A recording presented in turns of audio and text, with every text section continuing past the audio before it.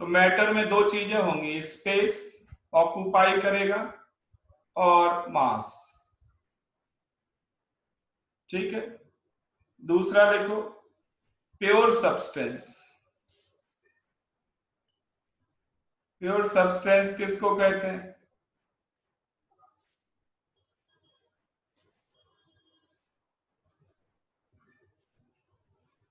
तो ऐसा मैटर जिसमें केवल वन काइंड ऑफ पार्टिकल्स हो।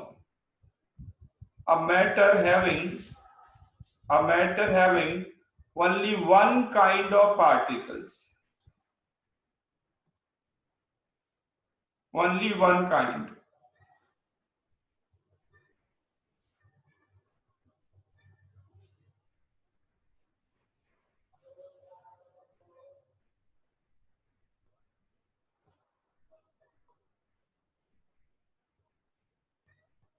जैसे मान लीजिए कि आपके पास सोडियम सॉलिड है, सोडियम एटम्स का कॉम्बिनेशन है, इसको कहते हैं सोडियम सॉलिड। मान लीजिए आपके पास P4 सॉलिड है जिसमें नंबर ऑफ P4 मॉलिक्यूल्स होंगे, P4 मॉलिक्यूल्स होंगे। इसको ऐसे लिखेंगे P4 सॉलिड। और मान लीजिए आपके पास प्योर ग्लूकोज है, प्योर ग्लूकोज।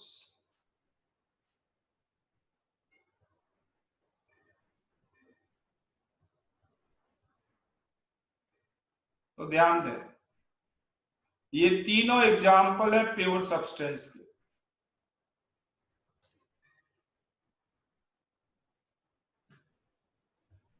ये तीनों एग्जाम्पल है प्योर सब्सटेंस के।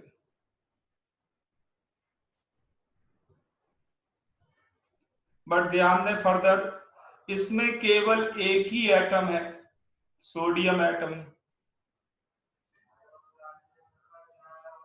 इसमें केवल एक ही एटम है, फास्फोरस। उसके 4 मोल हैं, बट एटम एक ही है, फास्फोरस।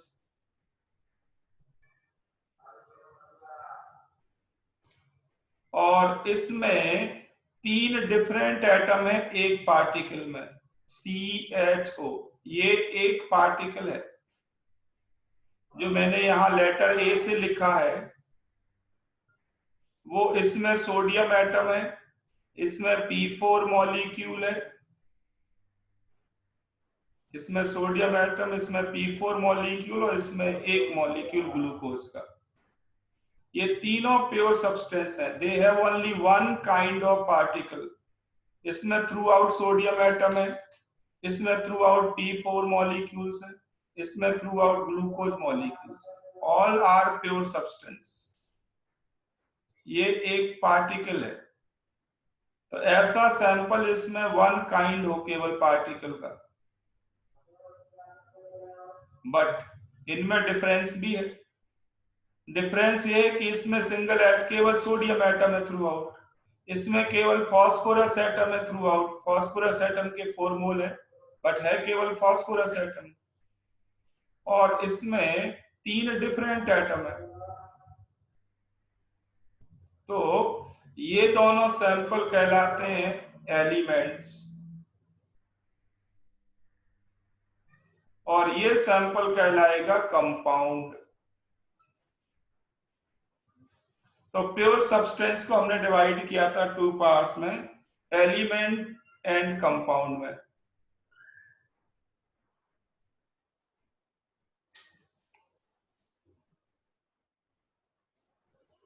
ध्यान से देख लें, प्योर सब्सटेंस को हमने क्लासिफाई किया था एलिमेंट्स और कंपाउंड्स।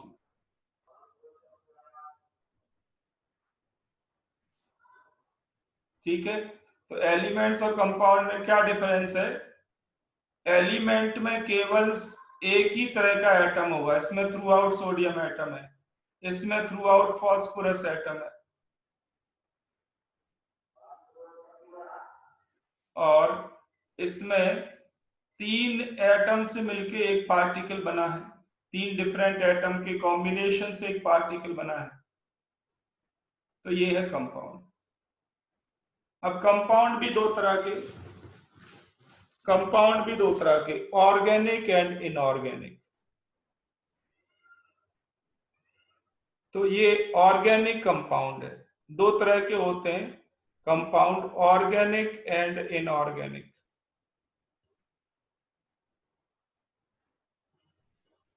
तो ये ऑर्गेनिक कंपाउंड है, ऐसा कंपाउंड जिसमें कार्बन एंड हाइड्रोजन प्रेजेंट हो,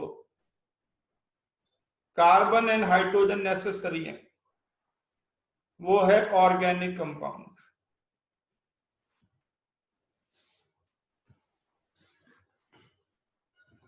तो लिखें एलिमेंट की क्या डेफिनेशन होगी, what will be the definition of element. तो लिख लें the simplest form of pure substance. Element क्या है, the simplest form of pure substance.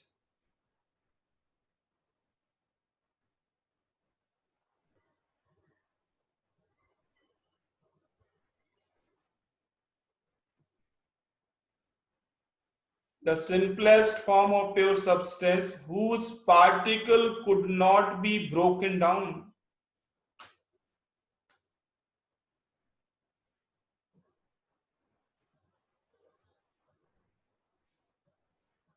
Whose particle could not be broken down.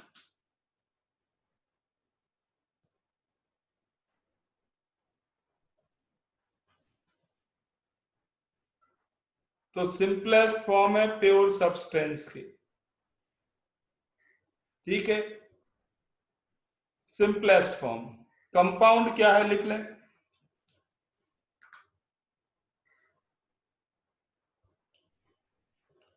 तो कंपाउंड क्या है, a pure substance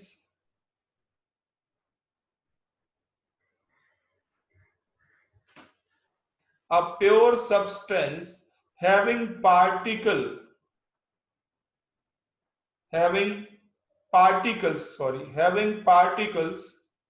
made up of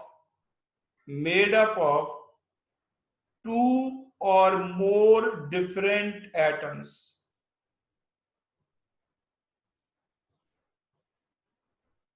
A pure substance containing particles made up of two or more different atoms. तो ये है definition compound की, ठीक। आप मुझे बताओ S8 सॉलिड एलिमेंट माना जाएगा या कंपाउंड माना जाएगा, रिस्पॉन्स करो।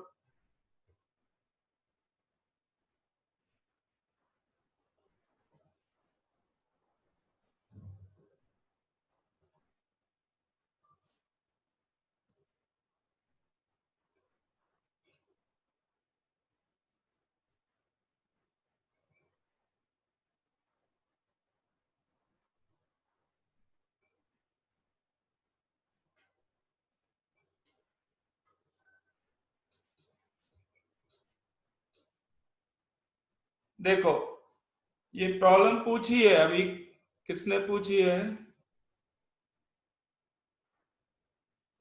ये है अरुण ने पूछी हुई है, what is the difference between atom and element.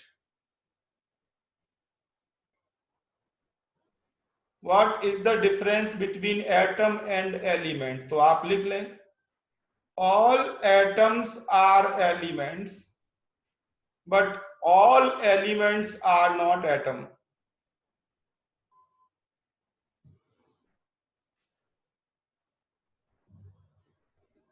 all atoms are element but all elements are not atoms। देख लो, जो एलिमेंट है वो एटम भी हो सकता है और मॉलिक्यूल भी हो सकता है, बट मॉलिक्यूल में एक ही तरह के एटम होंगे। एलिमेंट एटम भी हो सकता है, मॉलिक्यूल भी हो सकता है, बट एटम एक ही तरह के होंगे तभी उसको एलिमेंट कहेंगे।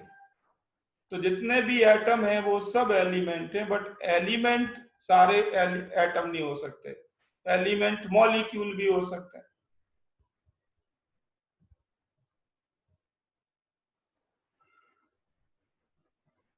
तो अरुण आपको क्लियर है ये? से यस और नो?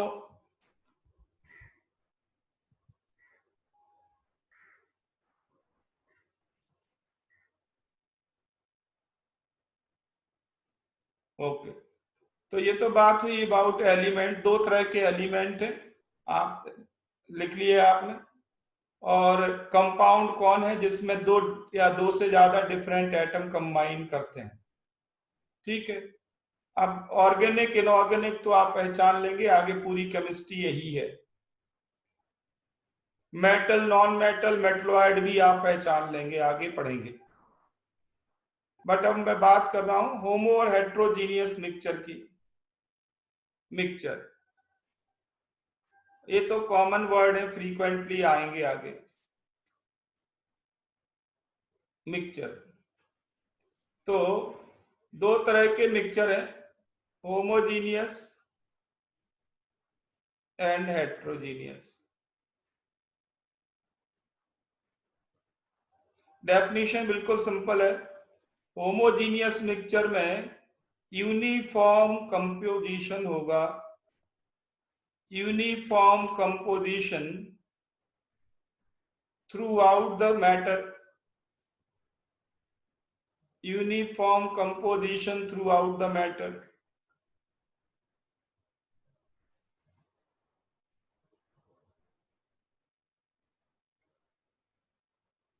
और हेट्रोजीनियस मिक्सचर में क्या होगा?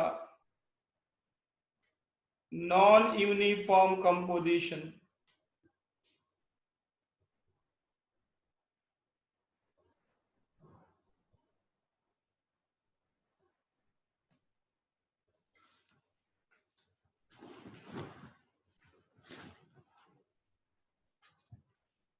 नॉन यूनिफॉर्म कंपोजिशन,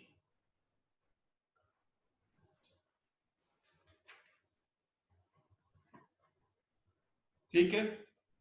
तो जैसे आप आइसक्रीम खाते हैं, अगर आइसक्रीम, तो कभी कभी अचानक से वो ज्यादा आपको स्वीट लगने लगती है, कहीं कहीं वो स्वीट कम लगती है, फीका लगता है। तो फिर आइसक्रीम कौन सा मिक्सचर हुई? हेट्रो, बिल्कुल ठीक आंसर है। ठीक है, हेट्रो हुई। तो ये तो टर्मिनोलॉजी है, फ्रीक्वेंटली यूज होगी आगे, ये तो सिंपल बातें हैं। नेक्स्ट लिखो आप, we are going to deal with now problems based on chemical equations. Problems based on chemical equations।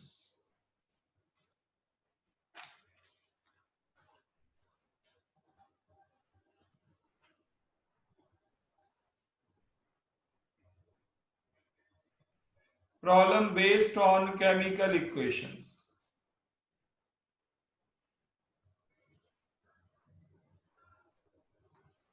इसको नाम देते हैं स्टोइशियोमेट्री।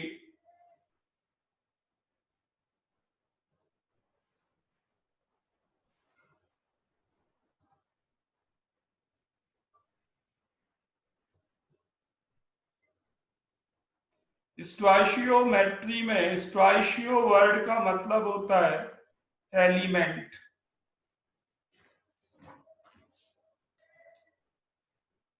और मीट्री का मतलब होता है मेजरमेंट।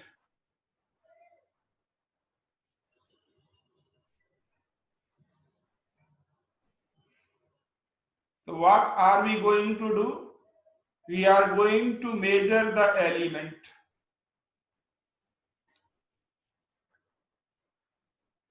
नाम पड़ गया स्टोइशियोमेट्री।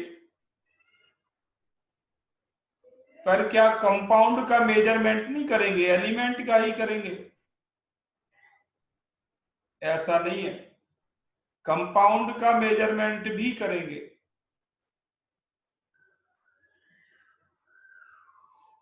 फिर आप कहोगे इसे स्टोइशियोमेट्री क्यों कहा, इसमें तो अकेला एलिमेंट आता है। तो आप जानते हैं तो यूसेज की बात है, यूसेज की। यूसेज मतलब जैसे हमारे शहर में या कहीं भी आप देखें, आप पेट्रोल पंप पे जाते हैं, नाम है पेट्रोल पंप, बट मिलता क्या है वहां पर? डीजल भी मिलता है। अब आप कहो कि पेट्रोल पंप पे डीजल क्यों मिल रहा है, तो कोई एक नाम रख दिया पेट्रोल पंप, उस पर पेट्रोल भी मिलेगा डीजल भी मिलेगा। ऐसा ही है, स्टोइशियोमेट्री का मतलब है एलिमेंट का मेजरमेंट, बट इसका मतलब ये नहीं कि कंपाउंड का मेजरमेंट भी इसमें नहीं आएगा, ये भी आएगा। ठीक है, तो हम डील करने जा रहे हैं स्टोइशियोमेट्री से। स्टोइशियोमेट्री में सबसे पहले आपको ये पता होना चाहिए कि किसी भी केमिकल रिएक्शन में, किसी भी केमिकल रिएक्शन में, जैसे मैंने एक रिएक्शन लिखी N2 प्लस 3H2, 2NH3 बना,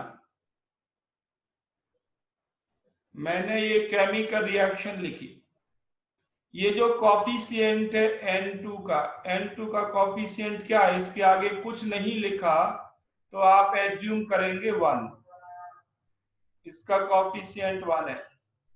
H2 का कॉफिशिएंट है 3, अमोनिया का कॉफिशिएंट है 2, ये 1 3 2 जो मॉलिक्यूल या एलिमेंट या कंपाउंड के आगे लिखे होंगे नंबर्स, वो है, इनका स्पेशल नाम है, इनको कहते हैं स्टोइशियोमेट्रिक कॉफिशिएंट।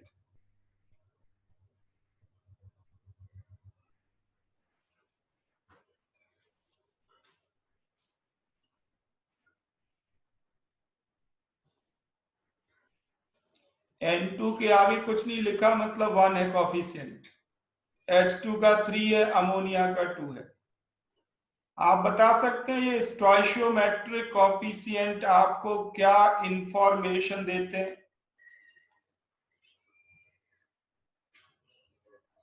एनीबडी रिस्पॉन्स करो।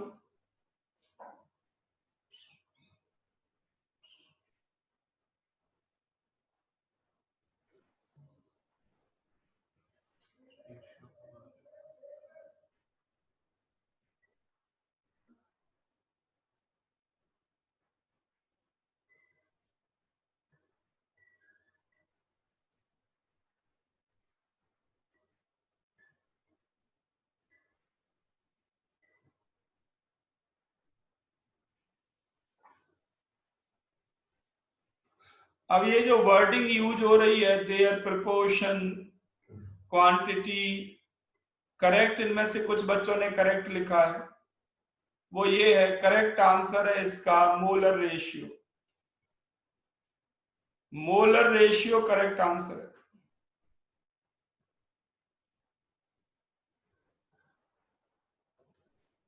मास मोल्स के टर्म में लेना है तो लिख लें, क्या इंफॉर्मेशन मिलती है आपको स्टोइशियोमेट्रिक कोफिशिएंट से?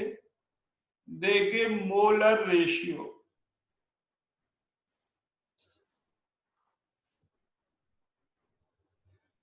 मोलर रेशियो का क्या मतलब है?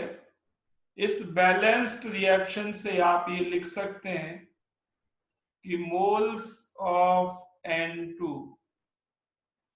by moles of H2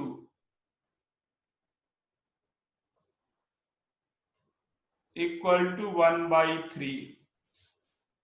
N2 का कॉफिशिएंट 1, H2 का coefficient 3।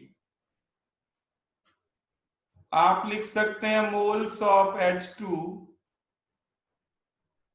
by moles of NH3 ये रेशियो हो जाएगा 3/2।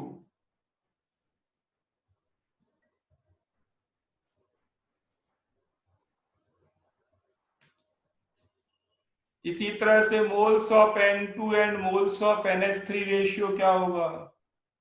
1/2। तो ये इंपॉर्टेंट पॉइंट है, ध्यान रखना। ये मोल्स का रेशियो आपको देते हैं।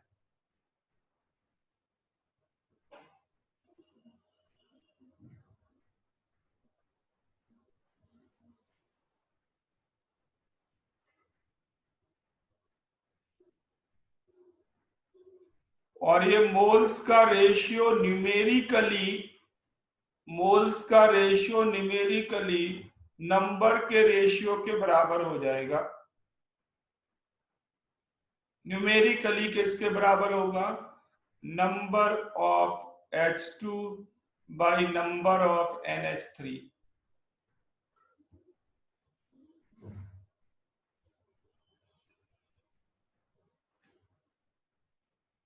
न्यूमेरिकली इक्वल आएगा, ध्यान रखना।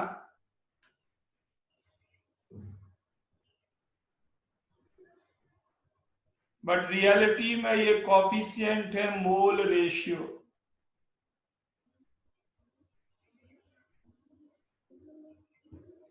एक और इंपॉर्टेंट पॉइंट ध्यान देना, एक और इंपॉर्टेंट पॉइंट जो इनके बारे में मिसकंसेप्ट होता है।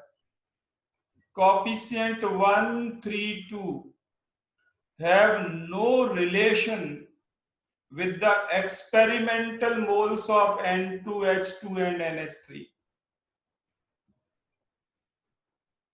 Coefficients have no relation with experimental moles of reactant and product.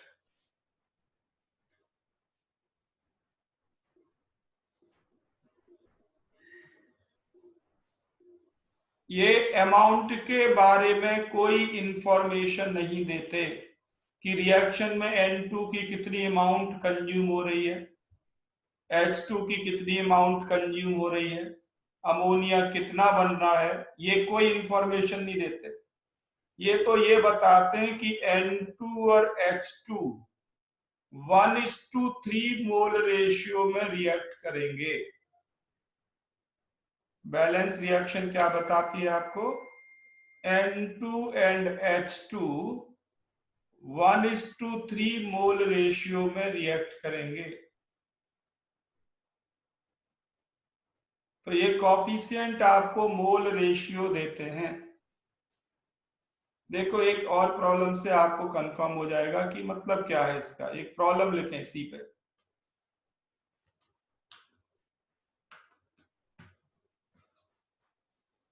लिखो, find amount of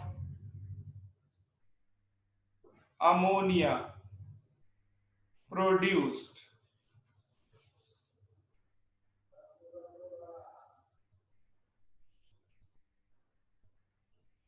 by the consumption of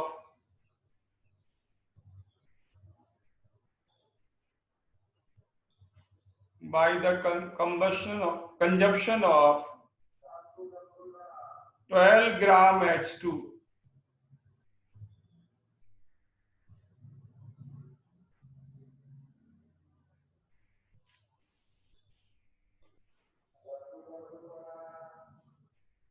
आपको ये रिएक्शन दी गई है, बैलेंस रिएक्शन आपको दी गई है।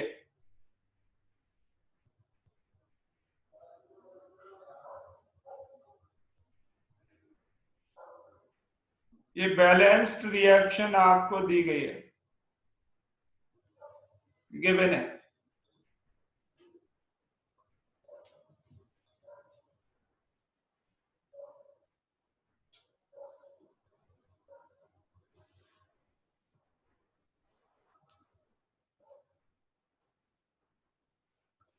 देखो, आपने 9th 10th तक क्या किया वो मुझे नहीं मालूम। मैं आपको बिल्कुल करेक्ट मीनिंग के साथ इस प्रॉब्लम को करा रहा हूं, करेक्ट मीनिंग के साथ। वो ये है, सबसे पहली बात ये है कि ये जो कॉफिशिएंट है ये आपको मोल रेशियो देते हैं। आपको बताना है कि 12 ग्राम H2 कंज्यूम होगा तो अमोनिया कितना बनेगा। हमने मान लिया अमोनिया x ग्राम बना, ठीक है। तो from balanced reaction, from balanced reaction,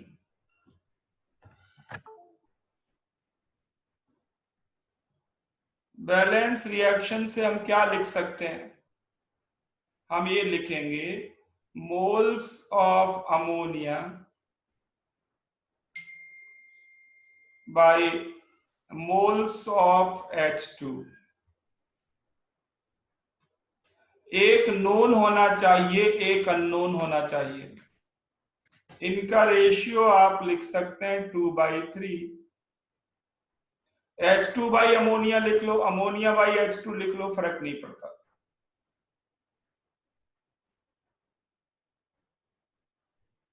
moles of ammonia by moles of H2 equal to 2/3। ये रेशियो लिखने में किसी को कोई प्रॉब्लम है? ये समझ में आ गया सबको? से यस।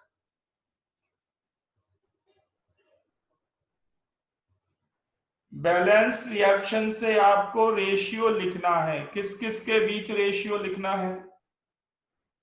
एक नोन और एक अननोन के बीच। नोन कौन और अननोन कौन, ये आपको प्रॉब्लम पढ़ के पता लग जाएगा। हाइड्रोजन हमारे लिए नोन है, अमोनिया हमारे लिए अननोन है। तो नोन और अननोन के बीच आप रेशियो लिखेंगे। लिख लिया। अब बिल्कुल कॉमन सेंस बताओ, अमोनिया के मोल्स कितने होंगे x ग्राम में? पिछले 3-4 क्लास में आप यही पढ़ रहे हैं। मोल्स का फॉर्मूला क्या होता है बताओ? Experimental amount.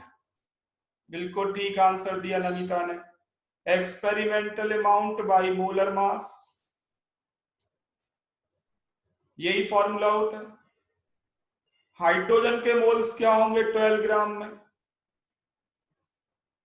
Experimental amount by molar mass, hydrogen का मोलर मास 2। तो इनके दोनों के मोल्स निकाल लिए, इसको बराबर कर दिया 2/3 के। इसको सॉल्व करके x निकालो।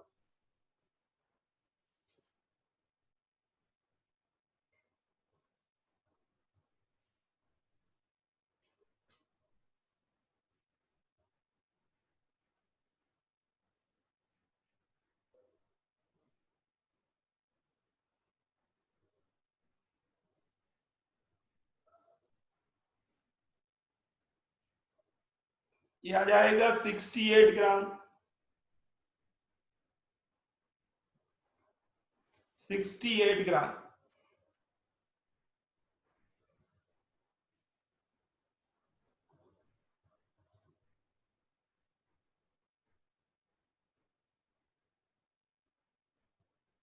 तो बैलेंस्ड केमिकल रिएक्शन से, बैलेंस्ड केमिकल रिएक्शन से आपको नोन और अननोन के बीच रेशियो लिखना है।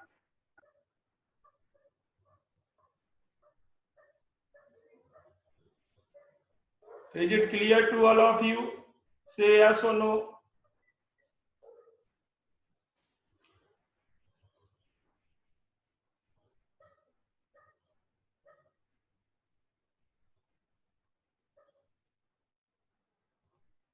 तो आपने किसी भी मेथड से प्रॉब्लम की हो 9th 10th में, मैं उस मेथड की बात नहीं कर रहा। ध्यान रखना, आप बैलेंस रिएक्शन से रेशियो लिख लेंगे और रेशियो में वैल्यू रखेंगे एक्सपेरिमेंटल्स, तो अननोन वैल्यू आ जाएगी। चलो आगे धीरे धीरे आपको समझ में आएगा। और लिखो नेक्स्ट एग्जांपल। नेक्स्ट एग्जांपल लिखो। जैसे आपने मीथेन को कंप्लीटली बर्न किया, मीथेन को कंप्लीटली आपने बर्न किया,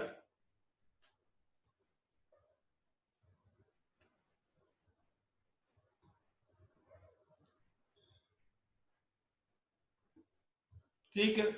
अब अगर आपसे कहें कि 32 ग्राम मीथेन बर्न करने के लिए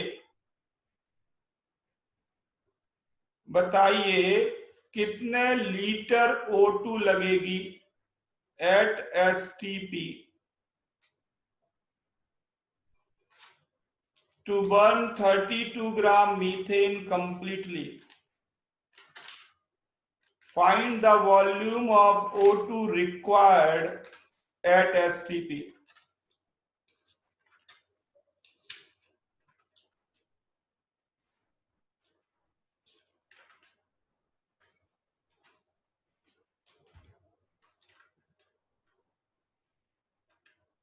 To burn 32 gram of methane completely, find the volume of O2 required at STP.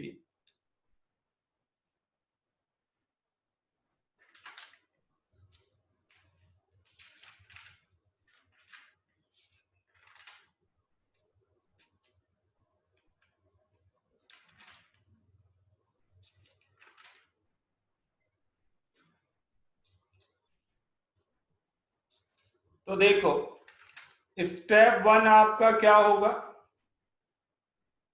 Step 1 होगा writing mole ratio between known and unknown, known and unknown।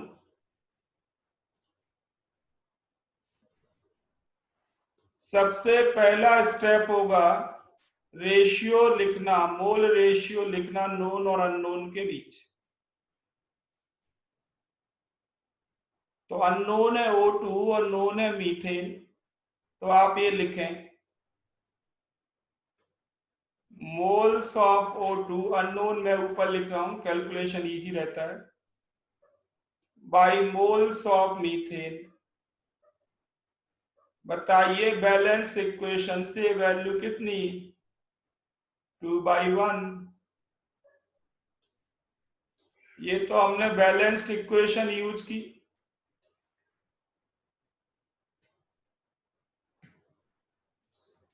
अब बताइए अगर वॉल्यूम O2 का x लीटर हो, last class में आपने इसका formula लिखा था, इससे पिछली क्लासेस में आपने फॉर्मूला लिखा था कि अगर गैस का वॉल्यूम मालूम है STP पे तो मोल्स कैसे निकालते हैं?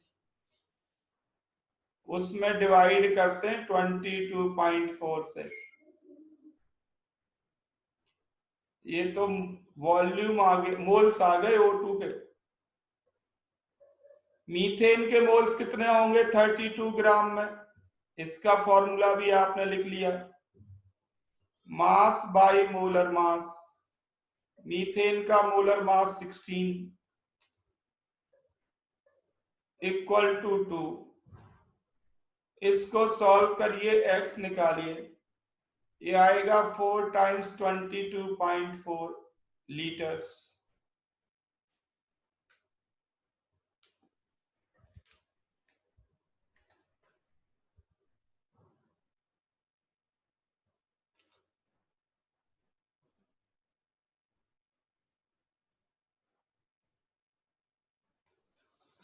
अगर आप रेशियो लिख के करेंगे आपसे कभी भी कोई गलती नहीं होगी, आप किसी भी प्रॉब्लम को कर लेंगे, सारे क्वेश्चंस बहुत ही आसान लगेंगे।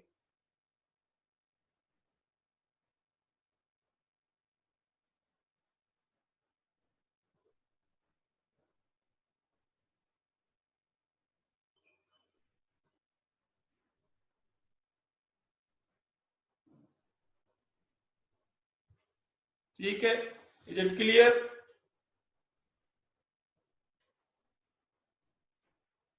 Is it clear to all of you?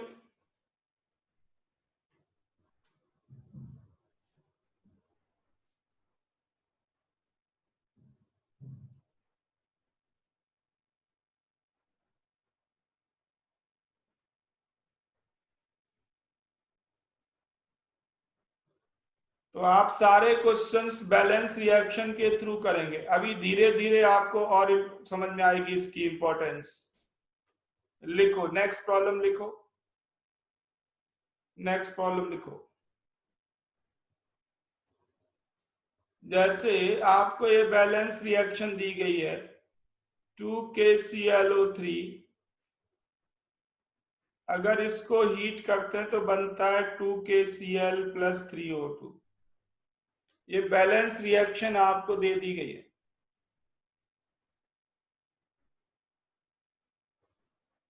ठीक है, आपसे कहें find find percent weight loss in in thermal decomposition of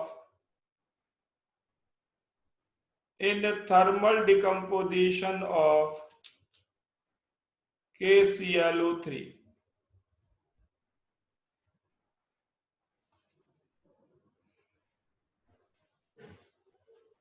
KClO3 को आपने हीट कर दिया,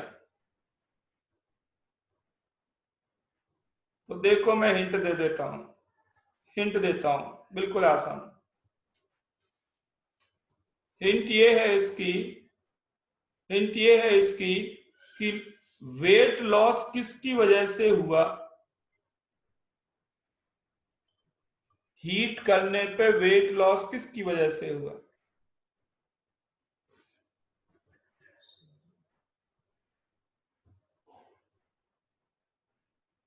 तो it is due to evolution of O2, बिल्कुल करेक्ट आंसर है। ठीक है, देखो ये सॉलिड है, ये सॉलिड है,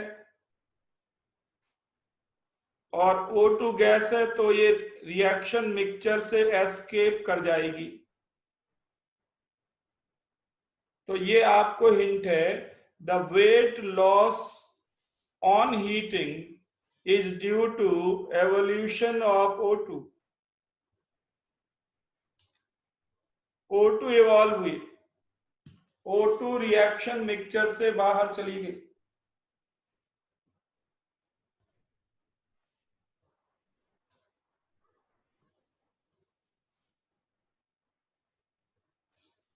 ठीक, तो इसी प्रॉब्लम को आप ऐसे भी कह सकते हैं, सेम प्रॉब्लम को, कि अगर 100 ग्राम KClO3 को हीट करें तो बताइए कितने ग्राम O2 बनेगी।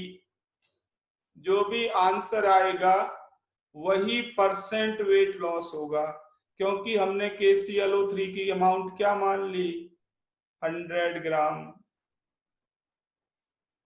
ठीक, तो अब आपको निकालना है 100 ग्राम KClO3 को हीट करने पे कितनी O2 रिलीज होगी।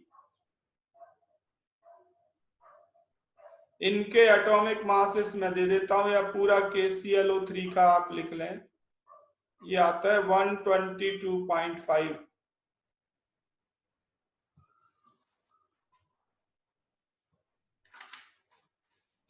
122.5 आएगा। ऐड करके देखें, ये 39, ये 35.5, 3 ऑक्सीजन 48, इन तीनों को ऐड करें।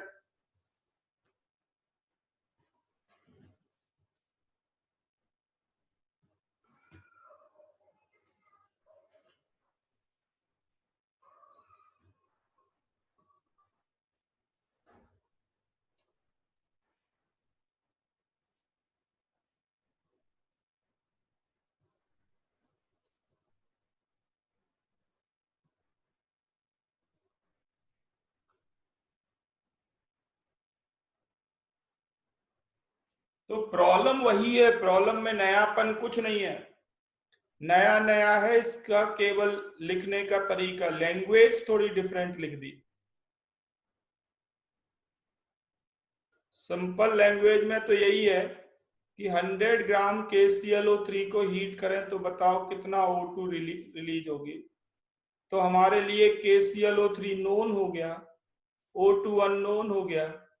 तो बैलेंस रिएक्शन की हेल्प से आप सबसे पहले मोल रेशियो लिखें।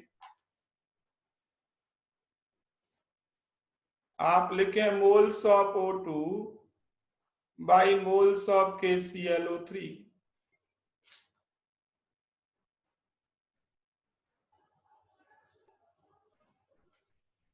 सबसे पहले आप मोल रेशियो लिखें।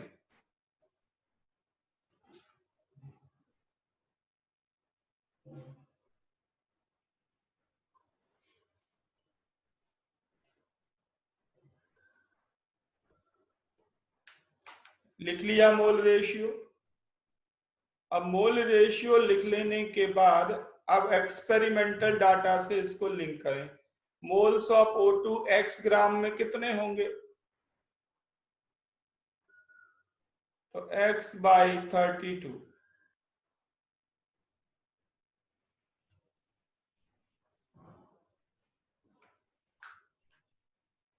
और बताइए KClO3 के मोल्स 100 ग्राम में कितने? तो 100 by molar mass of KClO3 122.5, इसे इक्वल कर दें 3/2 के। सॉल्व करके x निकाल लो।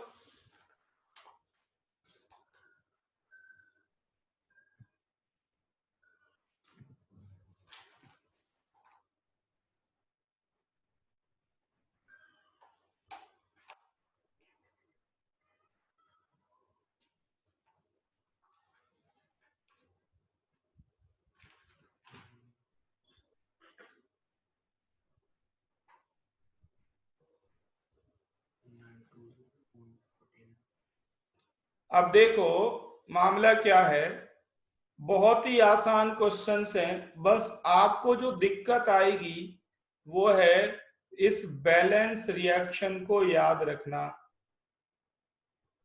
बैलेंस्ड रिएक्शन जानना जरूरी है। बैलेंस रिएक्शन जानना जरूरी है।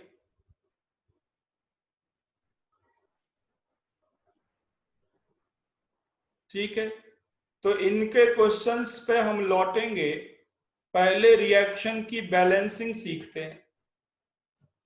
ये कौन स्क्रीन पे पेन चला रहा? अभी देखो,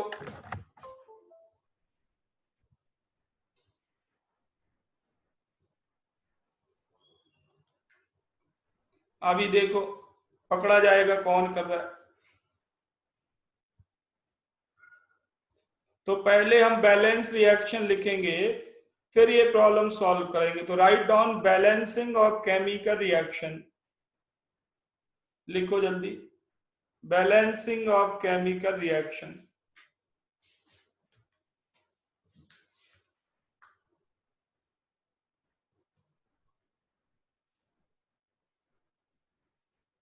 इन क्वेश्चंस पे आएंगे, पहले बैलेंसिंग आपको आनी चाहिए।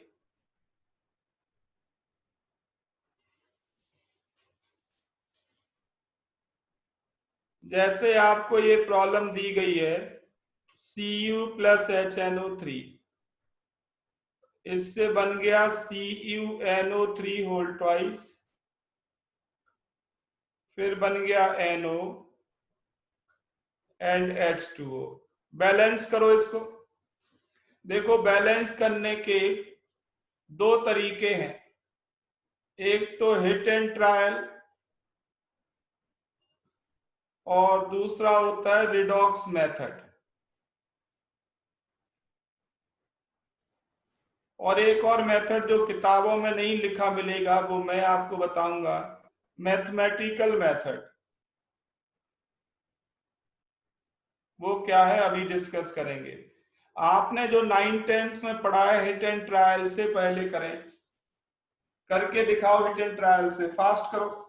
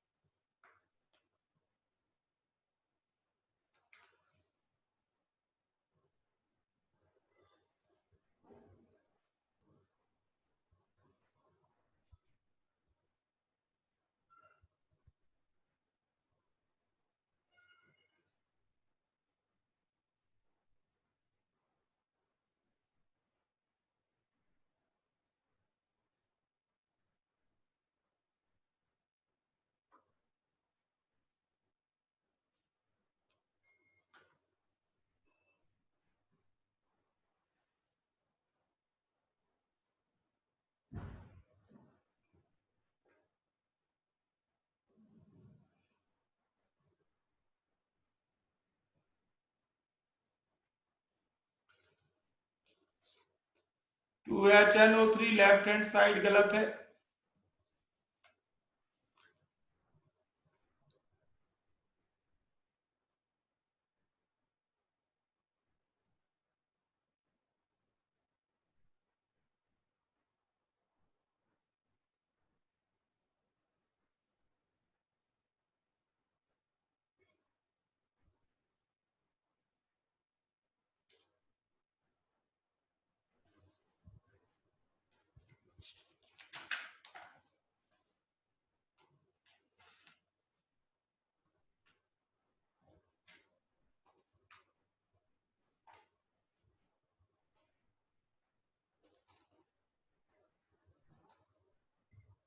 मैं बताऊं क्या? You want more time? Say yes और नो।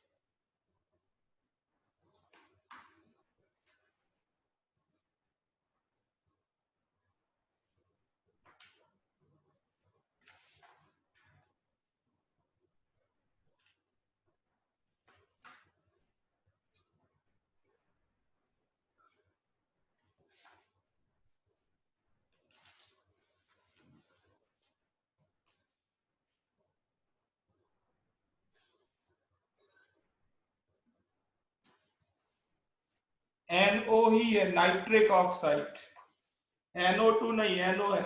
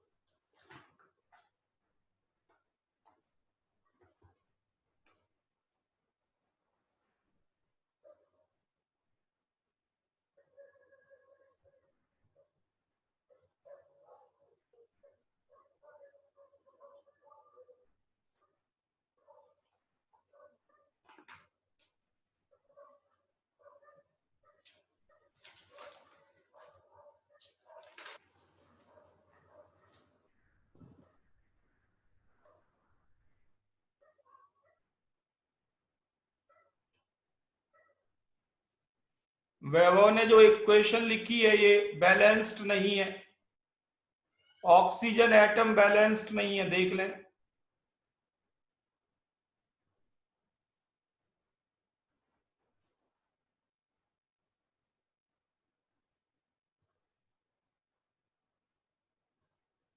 ऑक्सीजन एटम बैलेंस्ड नहीं है।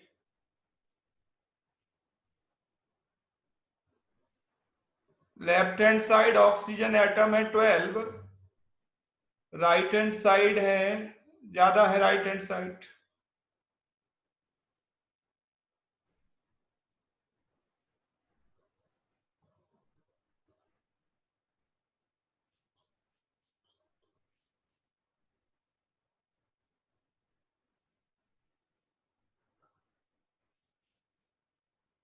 हाँ, ये रिधि ने बिल्कुल ठीक लिखा, कुशल ने भी बिल्कुल ठीक लिखा।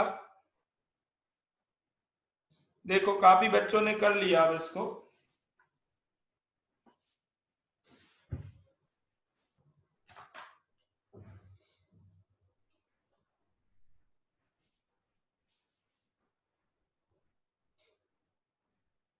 देखो ध्यान देना,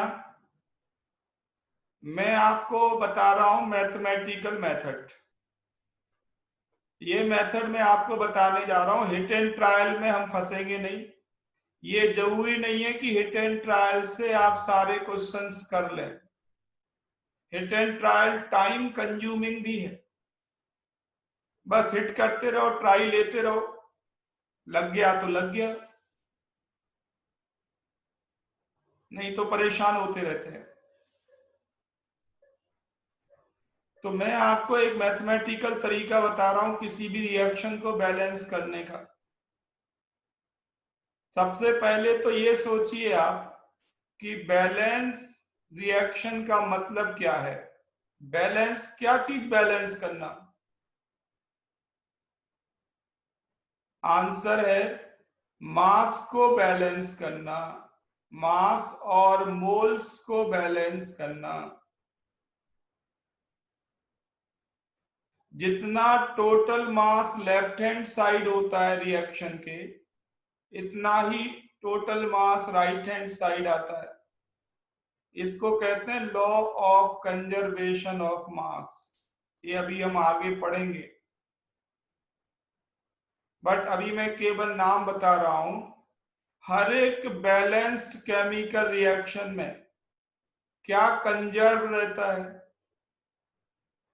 क्या कंजर्व रहता है? किसका कंजर्वेशन हो रहा है? मास का। Law of conservation of mass, आप चाहें तो स्टेटमेंट लिख लें। Law of conservation of mass का मतलब है mass can neither be created nor destroyed. Mass can neither be created nor destroyed. तो जो total mass left hand side आएगा टोटल, उतना ही total mass right hand side आएगा। या ऐसे कह सकते हैं कि लेफ्ट हैंड साइड किसी एक एलिमेंट के जितने मोल होंगे, राइट हैंड साइड भी उस एलिमेंट के टोटल मोल उतने ही बनेंगे। Total mole of an element left hand side equal to total moles of element right hand side. Mole भी अमाउंट की यूनिट है। तो हर एक बैलेंस रिएक्शन क्या फॉलो करती है? लॉ ऑफ कंजर्वेशन ऑफ मास। ठीक, अब देखो बिल्कुल सिंप्लीफाइड तरीका मैं आपको बता रहा हूं, हिट एंड ट्रायल नहीं। मान लेते हैं कि कॉपर के ए मोल हैं, HNO3 के बी मोल है, इसके सी मोल बने, इसके डी मोल बने और इसके ई मोल बने। लिख लें इतना। हमने A B C D E moles मान लिए, बैलेंस रिएक्शन होगी, हमने ये सोच लिया।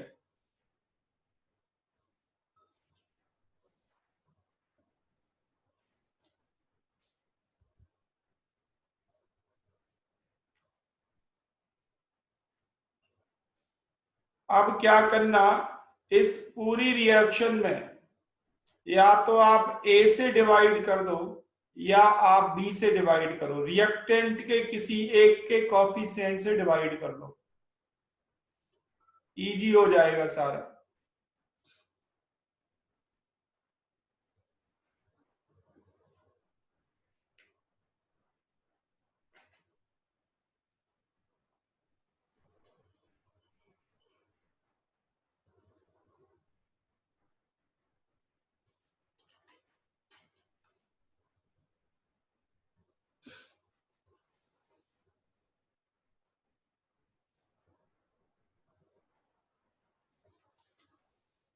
रिएक्शन को हम बैलेंस कर रहे हैं, हमने मान लिए उनके coefficient A B C D E है।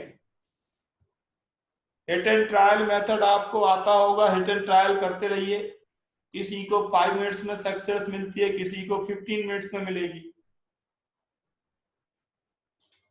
बट इस तरह से करेंगे तो गारंटीड आप कर लेंगे, कम टाइम लगेगा और सिस्टमेटिक है। थोड़ी प्रैक्टिस करेंगे आपको ये बहुत इजी लगेगा।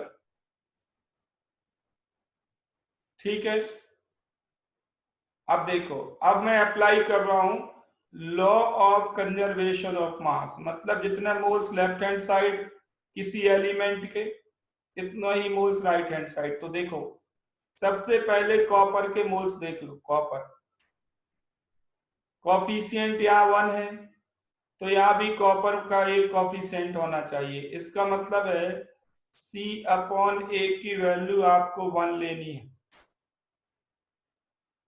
C upon A equal to 1। Copper के मोल्स बराबर कर दिए left hand side right hand side. ठीक, देखते जाओ, बिल्कुल आसान है। अब हाइड्रोजन के मोल्स बराबर करो। हाइड्रोजन के मोल्स हैं B upon A left hand side, right hand side क्या है E अपॉन ए इंटू 2 से मल्टीप्लाई करना पड़ेगा कॉफिशिएंट से।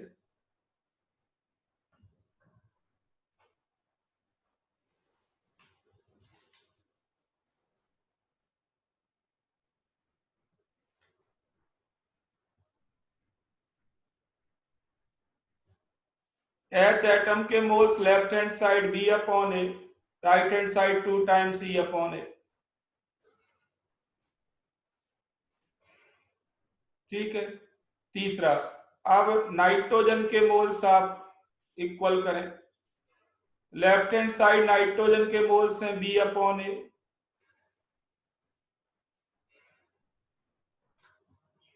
Left hand side. Right hand side कितने हो गए जरा देखें, यहां कॉफिशिएंट है 2 into C upon A, 2 into C upon A plus इधर है डी अपॉन ए।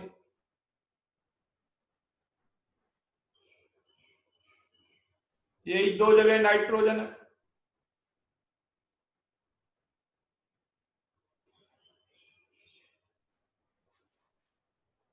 इसको चाहे तो और सिंप्लीफाई कर लें। सी अपॉन ए की वैल्यू आपको दी गई है 1, 1 रख सकते हैं। तो B upon A equal to 2 plus D upon ए।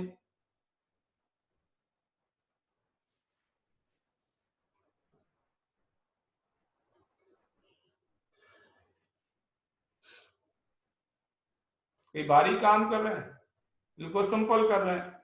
अब रह गया ऑक्सीजन। ऑक्सीजन के मोल्स देख लो, तो लेफ्ट हैंड साइड हो जाएगा 3 टाइम्स बी अपॉन ए, 3 टाइम्स बी अपॉन ए,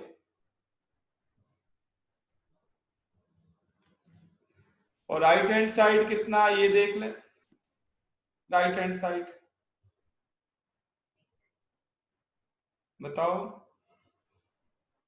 तो राइट हैंड साइड है 3 टाइम्स, 3 टाइम्स 2 और करो तो 6 ये हो गए, तो 6 times C upon A plus, यहां पे क्या है बताओ, डी अपॉन ए, इसका कॉफिशिएंट 1 ही है। और यहां पे क्या है बताओ, ई अपॉन ए, ओ का कॉफिशिएंट यहां भी 1 है। थोड़ी प्रैक्टिस करेंगे जल्दी जल्दी लिखा जाएगा। अब मुद्दे की बात पे आते हैं। देखो बी अपॉन ए, सी अपॉन ए, डी अपॉन ए, ई अपॉन ए हमें निकालने हैं, बिल्कुल आसान है। तो यहां से डायरेक्ट बी अपॉन ए आपको मिल जाएगा, देख ले। सी अपॉन ए की वैल्यू 1 आपको पता है, ठीक। डी अपॉन ए की वैल्यू यहां से लिखो, डी अपॉन ए क्या हो जाएगा,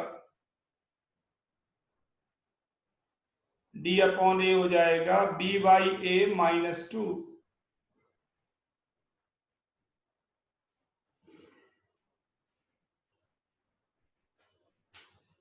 और ई अपॉन ए क्या होगा, यहां से देख लो, ई अपॉन ए क्या होगा, 1/2 into B by A.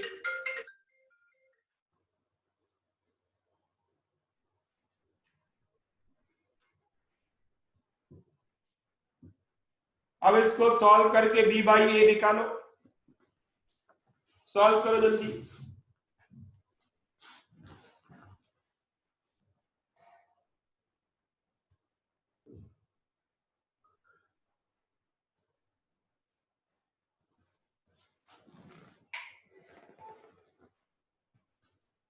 Solve करके बी बाई ए निकाल लो। अरे ये तो ओरली दिख रहा है, 3b बाई ए इधर है, b बाई ए और 0.5 ए, 1.5 b बाई ए हो गया, 3a है, तो इधर लेफ्ट हैंड साइड बचेगा 1.5, 1.5 मीन्स 3/2, b बाई ए बचेगा, इधर क्या हो जाएगा 6 - 2 4, तो b बाई ए कितना आया बताओ, 8/3। तो देखो सी अपॉन ए आ गया, बी अपॉन ए आ गया, बी अपॉन ए यहां रखो, बी अपॉन ए यहां रखो तो डी अपॉन ए आएगा, फिर बी अपॉन ए यहां रखो, ई अपॉन ए आ जाएगा। करो जल्दी जल्दी, सारी वैल्यूज निकालो।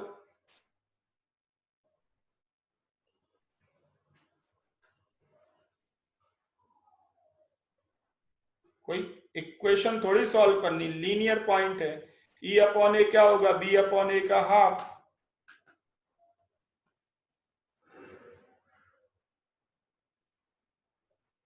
इसका हाफ कर दो,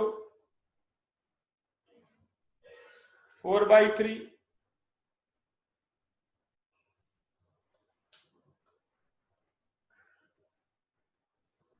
ई अपॉन ए आ गया, अब क्या रह गया, डी अपॉन ए।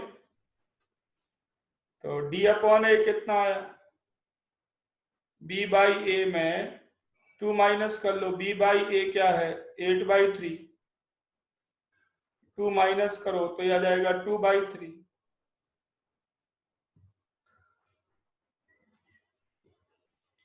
यहां तक सबको क्लियर है, से यस और नो, यहां तक क्लियर है आप सबको।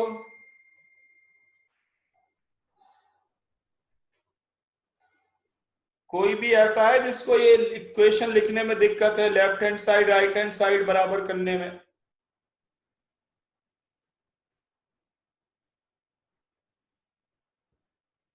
ओके, अब देखो आगे, बस बैलेंस हो गई, अब कुछ नहीं करना आपको ज्यादा मेहनत।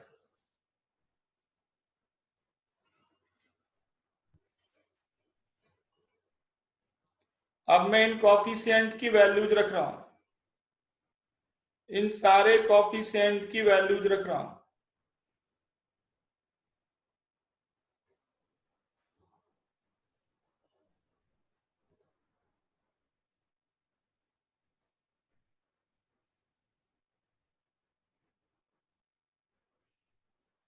ध्यान देना, तो ये हो जाएगा सी यू प्लस बी बाई ए कितना मिला आपको, 8/3, HNO3। C/A कितना मिला, कहाँ है? C/A तो 1 था।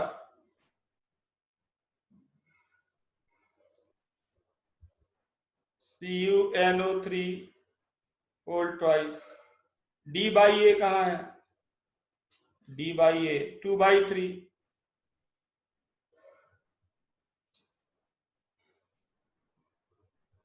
E/A 4/3। सारी वैल्यूज रख दी। अब इस पूरी रिएक्शन में, इस कंप्लीट रिएक्शन में 3 से मल्टीप्लाई करो, क्योंकि यहाँ डिनोमिनेटर में 3 है, इसको हटाना है। कंप्लीट रिएक्शन में 3 से मल्टीप्लाई करो,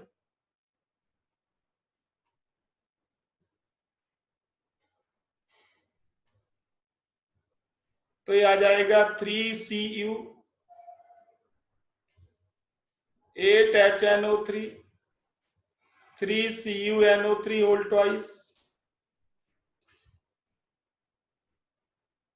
twice NO 4H2O।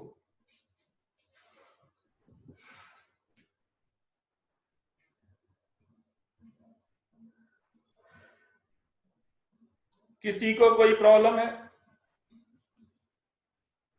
Is there any problem?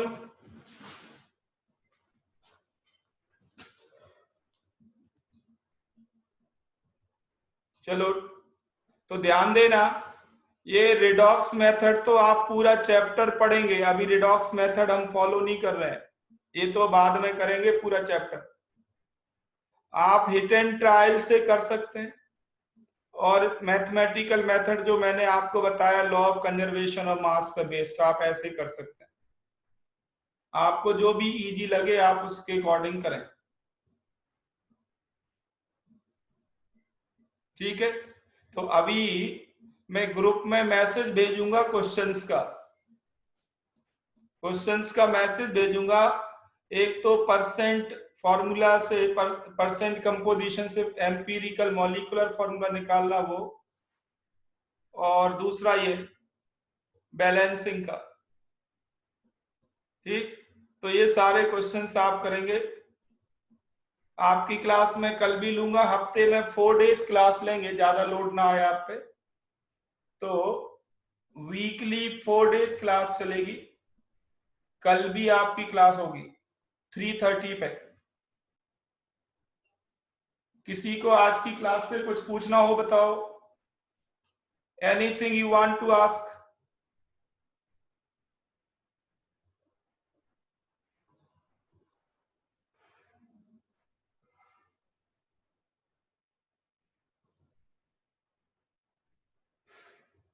तो ध्यान देना, ये बहुत आसान है, केमिस्ट्री बहुत स्कोरिंग है कंपटीशन के लिए। बस आप रेगुलर रहें, सिंसियर रहें, जो कहा जाए वो करते जाएं, ठीक? तो नेक्स्ट क्लास में कंटिन्यू करते हैं इसको, टुमारो 3:30। अभी थोड़ी देर में मैसेज आ जाएगा, वो क्वेश्चंस आप प्रैक्टिस कर लें, उनमें से जो क्वेश्चंस नहीं होते वो कल डिस्कस कर लेंगे, ठीक? तो मैं अभी सेशन एंड कर रहा हूं।